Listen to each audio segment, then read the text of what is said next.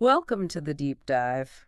We've got a really incredible story in front of us today. It's from Famous People, English Stories, Hmm. and it follows this young woman, Anya, from India. It's about how she went from being, well, genuinely afraid to speak English to finding her voice and honestly building something amazing. It really is packed with these powerful moments, isn't it? Yeah, And our goal here is to, dig into those. What can you, listening, take away from her journey? exactly. Things like her courage, the way she practiced, her belief in herself, and how her idea of fluency itself changed. Lessons you can apply to your own goals, whatever they might be. Right. Think of it as us trying to unpack not just how she did it, but the sort of emotional core behind it. So let's set the scene first. We're in a quiet village in India. Anya, she's 24, working as a school librarian. Surrounded by books, loves English, reads it, watches shows, listens to podcasts, understands quite a lot, actually. And it's a big but, Hmm. speaking it. That's where the fear kicks in, Hmm. big time. Oh, yeah. That heart pounding, tongue tied, mind goes blank feeling. I think a lot of people can relate to that. Should try practicing alone, in front of the mirror, maybe. Mm-hmm. But the fear of making a mistake, of sounding silly, it was just paralyzing.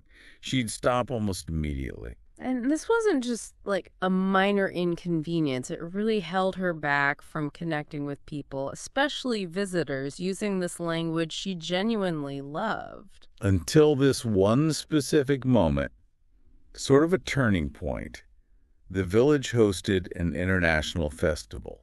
And a tourist, Emily from Canada, walks into the library. Right? Imagine it.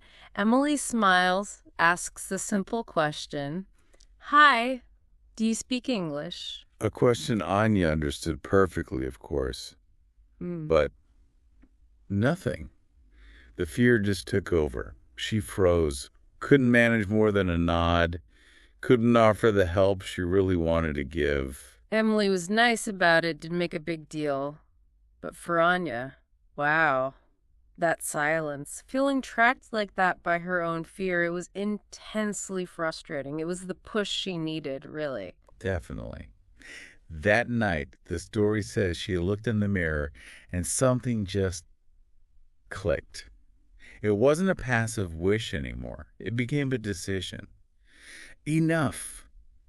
I want to speak English fluently, confidently. And not just a passing thought. She made a promise to herself. She would speak English every single day. Yeah, and this is key. Even if she was scared, even if she stumbled over words, made mistakes, even if her voice shook, she committed. She wasn't going to stop. That focus on the doing, the daily commitment, not waiting for perfection. That feels like the real hinge point here, doesn't it? It absolutely is. It's that shift from I wish to I will, deciding to face the discomfort consistently. That's where the change starts. Okay, so she makes this powerful promise. How does she actually start? What were those first, maybe tentative steps?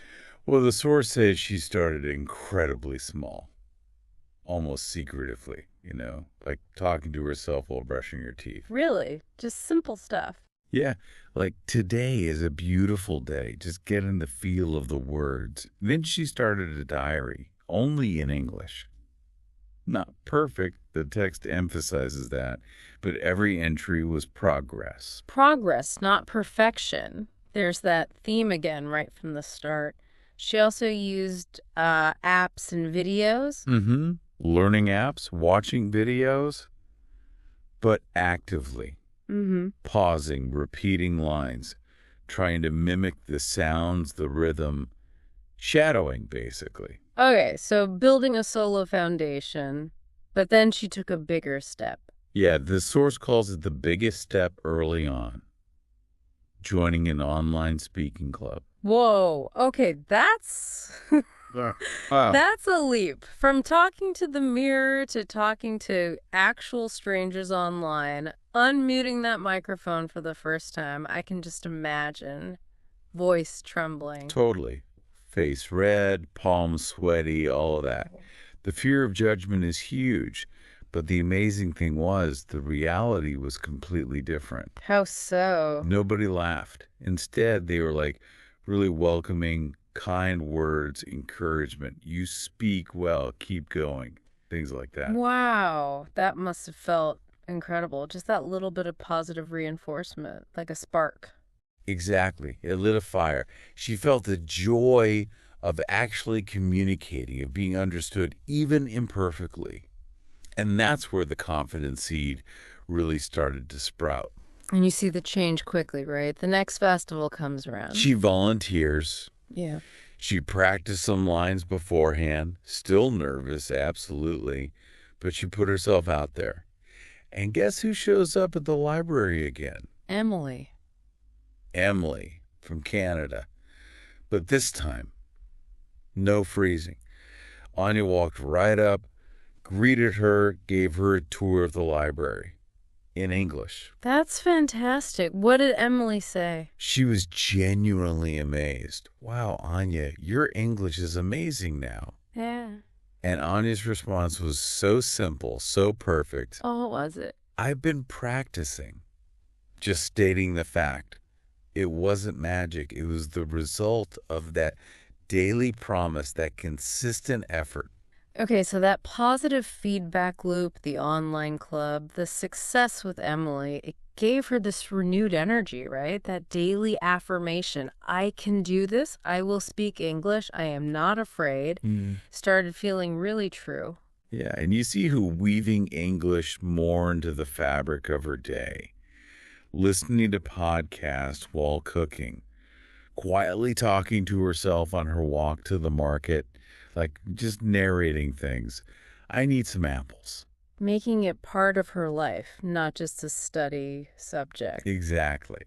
Which naturally people in the village noticed. Oh, right. Surprise. Maybe some confusion. Oh, yeah.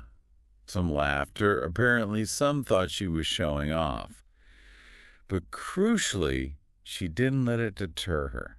That's important. She stuck with it. She was starting to understand something deep, wasn't she?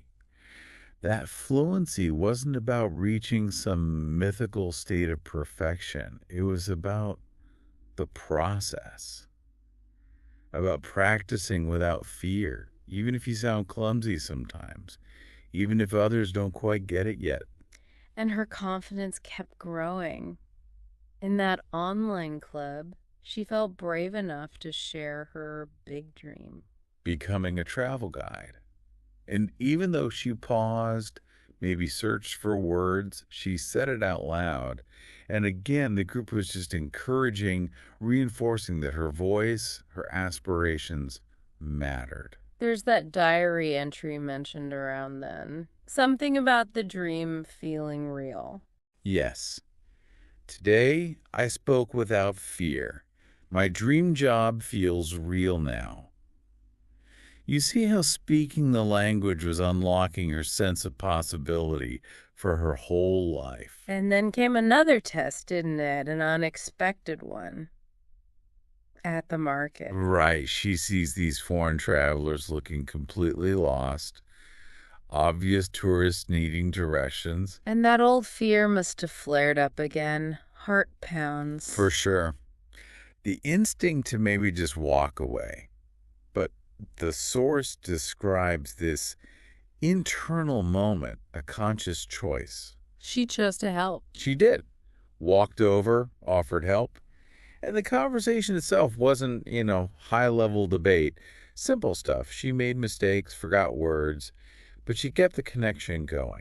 And that feeling of being understood, even with the bumps, Sure. she called it magic. Yeah, that simple human connection, bridging that gap. It was powerful. And that small act had unexpected consequences. The school principal heard about it. Exactly. Heard about Ananya helping the tourist, saw her initiative, her communication skills in action, and the principal had an idea. Asked Anya to help lead a new after-school English club. Wow, her reaction must have been hesitant. Understandably, but I'm still learning myself. But the principal had this wisdom, right? Saw that because an Anya knew the struggle, because she knew what it felt like to learn step by step, she was actually the ideal person. That makes sense. Learning from someone who gets it. So she became a mentor, but not pretending to be perfect. She was really honest with her students, talked about her own nerves, her mistakes. I try every day. That's how we grow. That vulnerability must have made it feel safe for the kids to try too. Totally. It took the pressure off. And you see the impact, like with her student Priya asking, Didi, I want to speak English like you. And Anya's answer just cuts right through it all. What did she say? You will. Just start today. Bringing it back to that first manageable step. So the big takeaway from this whole period, the source puts it beautifully. Practice makes confidence, not perfection, confidence. That shift in focus is huge. It really is. It reframes the entire goal away from some impossible standard toward just being brave enough to keep trying. Okay, so her confidence is growing. She's fluent in daily life, online, helping her students. You'd think maybe the biggest hurdles were cleared. You might think so. But then came a new challenge, a much more public one. The village council approached her. Oh, what did they want? They wanted her to host the annual Cultural Day event, and specifically to welcome the international guests in English. Whoa. Okay. Hosting an event in English in front of everyone. Her reaction. Pure shock, apparently. Freezing up again, doubting herself. You want me? It just shows fear doesn't vanish forever. It just shows up in bigger arenas. But the council saw something in her, didn't they? Yeah, the leader pointed out, she speaks well. She represents the village's future. She's already inspired people. Sometimes others see our strengths before we do, especially when we're scared. So she had this internal battle, presumably. The stage fright, the fear of messing up in front of everyone. Absolutely intense. But then she remembered her own words to her students. What was that? Courage is not the absence of fear. It's the decision to keep going despite it. That internal wisdom, born from her own struggle, came back to guide her. And her diary reflected that decision, right? Mm-hmm. I'm scared, but I will try. I won't wait to be perfect. I'll speak with heart. That phrase again, speak with heart, is becoming her guiding principle. Authenticity over flawlessness. So she prepares, practicing lines out loud, recording herself. Working on gestures, eye contact, breathing, getting practical. Her brother even commented, "You sound like the people on TV," which must have been a little boost even with the nerves. And then the night itself, lights, stage, audience, cue card in hand, must have been nerve-wracking. Totally. But she whispered to herself, I'm ready. That little moment of self-affirmation. Stepping out there, bright lights, the crowd goes quiet, deep breath. And she starts, slowly, clearly, welcoming everyone. Then there's a pause. The kind of pause that used to terrify her. But this time, she looks out, sees the audience smiling, clapping encouragingly, and in that moment of connection, of acceptance, something shifts. Her voice gets stronger. The fear doesn't disappear, maybe, but it recedes. She feels connected. And she didn't just read a script, did she? She actually hosted. Yeah, introducing acts, talking with visitors during breaks, real spontaneous conversation. And that interaction with the Australian tourist? Right. Complimenting her beautiful way of speaking. Not just correct, but beautiful. And suggesting she think bigger, that her voice could reach the world. Powerful validation. It wasn't about perfect grammar. It was about the clarity, the warmth, the heart she spoke with. The aftermath must have been amazing. Praise, hugs, cheers. Yeah, her diary entry that night is just pure relief and triumph. I spoke English on a stage. I didn't freeze. I didn't hide. I did it. It feels like this was about more than just language, wasn't it? It was about finding her bravery, believing in herself enough to be seen and heard. Exactly. That stage was where she truly found her courage. So, coming off that high from the cultural day, Anya felt different, didn't she? Like she'd proven something to herself, ready for more. Yeah, she saw a version of herself that could operate beyond the village boundaries. And that internal readiness, that belief, kind of opened the door for what came next. Which arrived unexpectedly, an email. Totally out of the blue. From Lisa, an international education advisor who had actually been at the Cultural Day Festival and seen her host. Wow. What did the email say? It was an invitation to apply for the Global Youth English Ambassadors Program, a program specifically for young leaders using English to connect communities. So Lisa saw not just her English, but her potential as a leader, her ability to connect. Precisely. It wasn't just about language skill, it was about the impact she was already having, speaking with heart on that stage. Anya's reaction must have been disbelief. And her family. Total disbelief at first. Then her family's reaction was apparently really emotional. This is your moment. It showed how huge this opportunity felt. But with big opportunities come big fears. Again, the application sounded intense. Oh, yeah. Video intro, essay, and then a kicker, an interview with native speakers from the US, Canada, the UK. All the old doubts flooded back. What if I sound silly? What if I make huge mistakes? What if I fail? It's so relatable. She even avoided it for a couple of days. Yeah, it shows that facing fear is ongoing. It's not a one-and-done thing. But then her student, Priya, gave her that gentle nudge. The student becomes the teacher again, reminding her about being brave. Exactly. Dee Dee, remember when you told me to be brave? Yeah. Maybe now it's your turn. So powerful. And it worked. Anya wrote in her diary, I will not let fear decide for me. I will try. Because trying means I believe in myself. That connection, trying equals believing. That's a profound insight. It really is. So she poured that resolve into the application.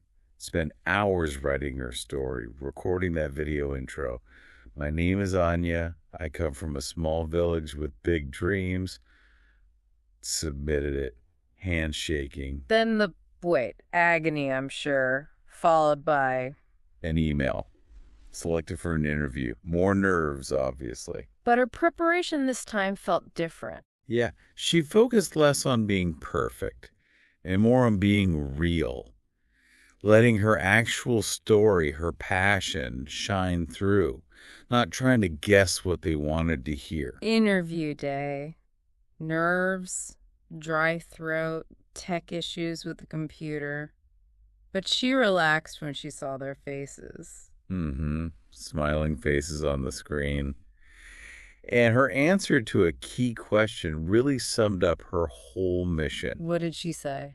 something like, I believe that English is not just a language, it's a bridge, and I want to help more people cross that bridge. Just articulating her why. Still, she felt unsure afterwards, didn't know how it went. Common feeling after interviews. But 3 days later, the final email accepted. Amazing. And the reason they gave... It wasn't just her English. It was because her story, voice, and passion touched us deeply. Oh, wow. That must have been overwhelming. Tears, celebrations. All of it. Peers, hugging family, her students dancing with joy. It was a win for the whole community, really. And speaking at the village celebration for her acceptance, her voice must have been different then. Full of joy, this source says. I started this journey afraid to say even one sentence. Today, I'm ready to speak to the world. It just drives home that point again, doesn't it? Trying is believing. You don't wait for perfect confidence. You act, and the belief follows. So getting into that program meant a huge life change. First time leaving India, heading to London. Can you imagine? From her quiet village to London, the airport chaos, the goodbyes, parents proud but probably tearful. That first flight was literally launching into a different world. And arriving there must have been sensory overload, like stepping into a movie. Totally. The speed, the noise, different accents everywhere, trying to understand announcements, just navigating a completely new environment. It's easy to feel really small and lost. Even if you know the language on paper, real world immersion is different. But she encountered kindness right away. Yeah, at the Welcome Center. She was honest, said she was excited but also nervous, and the advice she got, just speak from the heart. It echoed her own discovery. And meeting her roommate, Naomi from Kenya, helped too. They bonded over shared nerves, decided to be brave together. That immediate ally makes such a difference. The program itself, the workshops, all in English, that must have been challenging too. Definitely. Keeping up, understanding different accents, slang, constantly asking people to repeat themselves, it's tiring. And discouraging. She felt like she was back at square one sometimes. Yeah, that feeling of like I'm back at the beginning. It shows learning isn't linear. New situations can trigger old insecurities. But Naomi's support was key here. Huge. Naomi pointed out that when Anya spoke, people actually listened. Not because she was the fastest or most technically perfect, but because her English was clear, strong, and full of heart. Naomi told her, you don't need to be fast, you just need to be you. That's fantastic advice. Shift the focus back to connection, not performance. Exactly. So Anya leaned into that, focused on listening closely, asking questions, speaking slowly, but making sure her meaning got across. Authenticity over speed. And this led to her presentation at the cultural exchange evening. She wore her traditional clothes, showed pictures of her village, and her theme, English as her bridge to connect with them. Telling her whole story, the fear, the practice, the courage, the impact. Incredible. The room went silent, apparently just captivated. Then long, heartfelt applause. People were genuinely moved. Comments like, I cried, you inspired me, you made English feel human. It wasn't about perfect fluency. It was about the power of her authentic story. Precisely. And her diary entry nails it. Today I saw the power of words. Not perfect words, but true words. English is not about showing off. It's about showing up. Wow, that's a huge realization. Fluency as presence, as And authenticity. that led to another opportunity, right? A podcast. Yeah, Voices of Youth at the university. Invited to co-host. Another kind of stage the microphone. Nervous, but she thought, okay, I face the stage, I can face a mic.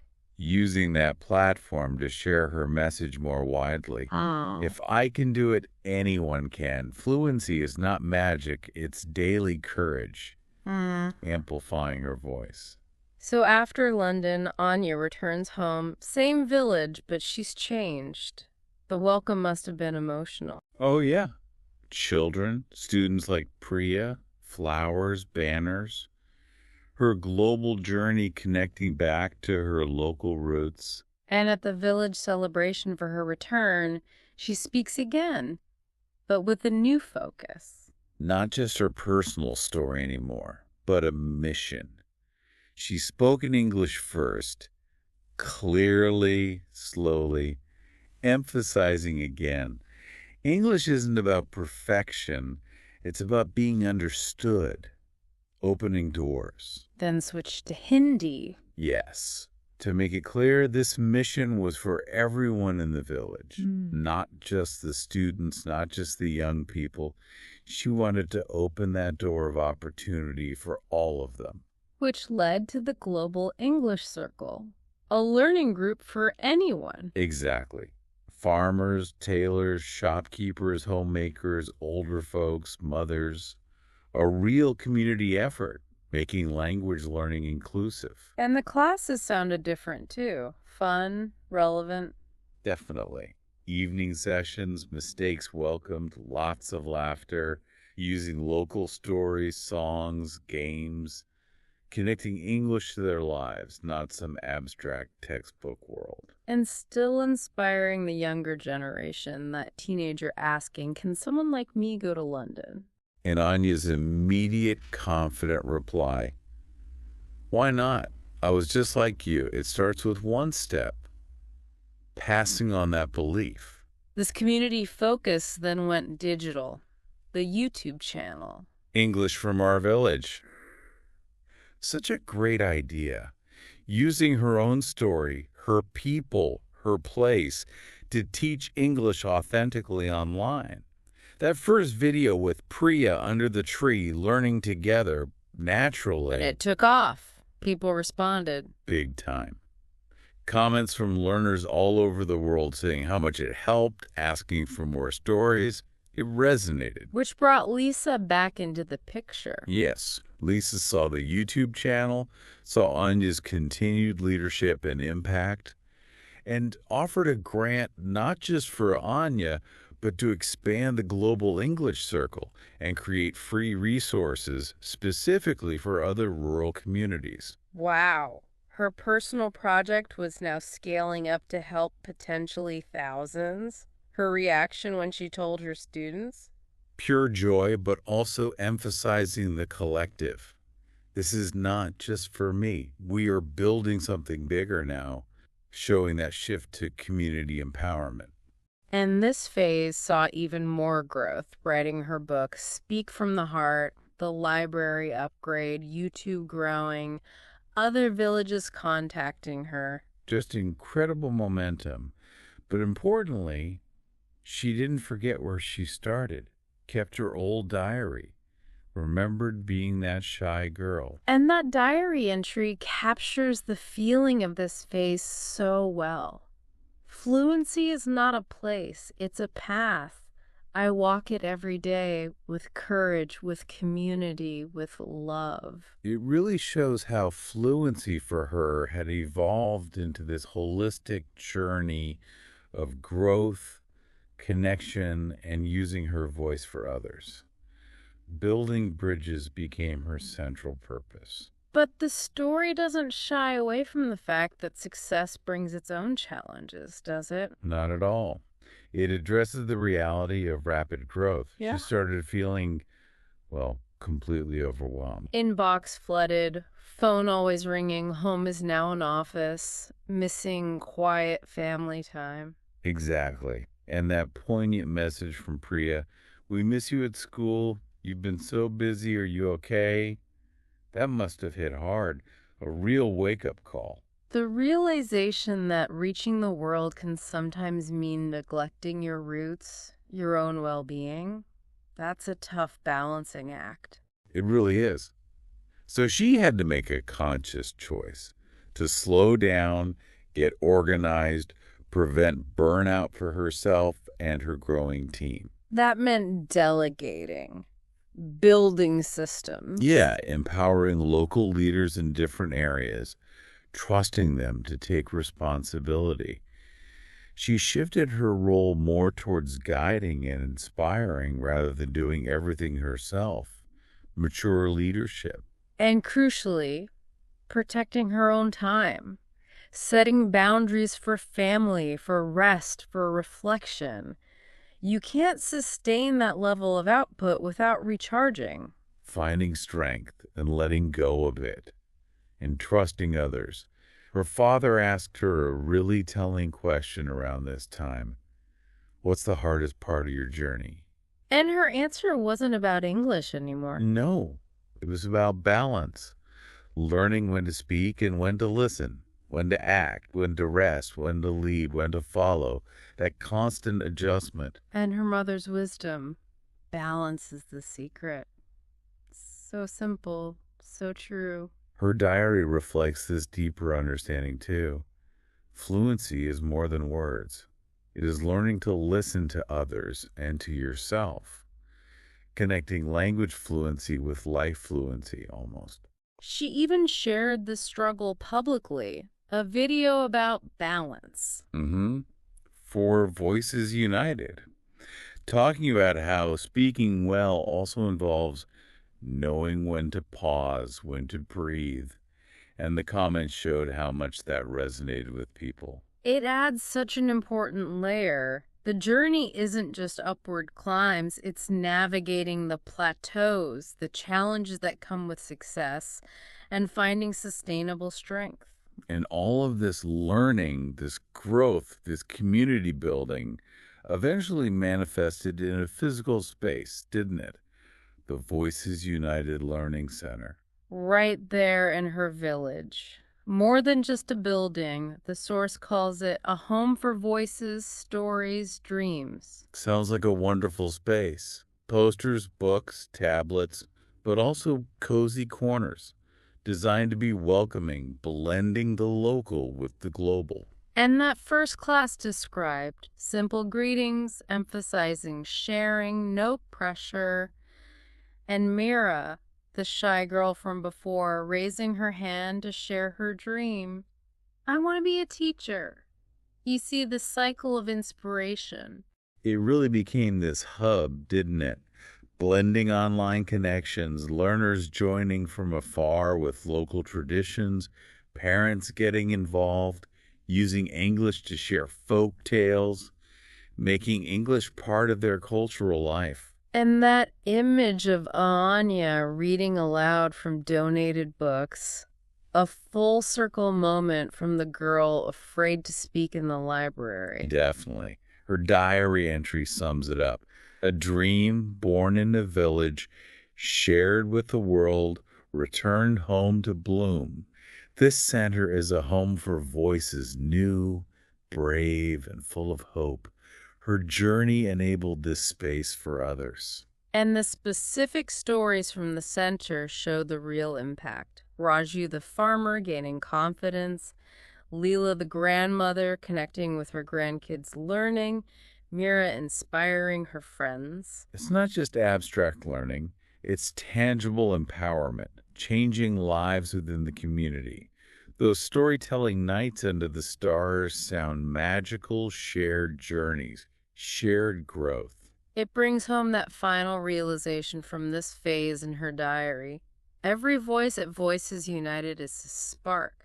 Together, we light a fire of hope. Fluency became about collective courage and change. Anya's journey, as captured in the source, is just remarkable. From personal fear to global impact. As the narrative wraps up, it pulls together her core reflections, her wisdom. That central idea from her diary is so powerful. Learning English is not just about speaking words. It is about finding your voice, sharing your story, and believing in yourself. It lifts language learning into the realm of self-discovery. And the advice she offers is so practical, so encouraging. Don't fear mistakes. They're steps. Be patient. It takes time. Be kind to yourself. Practice, speak, listen daily. Find community, learn together. Universal truths for any learner. Her final message for Voices United captures it all. Your journey matters. Your voice is powerful. Together we grow fluent, not just in English, but in courage and connection. And seeing the messages pour in from people she's inspired gives her that sense of peace, doesn't it? Knowing her journey wasn't just for her, but sparked something in others. Growth, hope, connection. That final diary thought. Fluency as a journey of the heart and mind. Keep speaking, keep dreaming, and never give up. It's ongoing. And her vision keeps expanding, doesn't it? Dreaming of new centers, reaching more remote places, planning international events. That message from Africa, asking for help, shows the need, the potential is still growing. Her definition of true fluency has evolved so much. Not perfect grammar, but connecting hearts across cultures. Building those bridges. Sharing that vision with her parents, that pride from her father. It anchors her global dreams back in her personal life. And that very last diary entry is so forward-looking. The future is a story still waiting to be told. Together, we build a world where learning is a gift for everyone. What an incredible arc. Ananya's story, drawn from this source, Famous People English Stories, really takes us on a journey from deep personal fear to fostering a global community of voices. It hammers home that fluency, or achieving any big goal really, isn't magic. It's built brick by brick with courage, consistent practice, finding your people, and understanding that perfect isn't the point. Connection is. Exactly.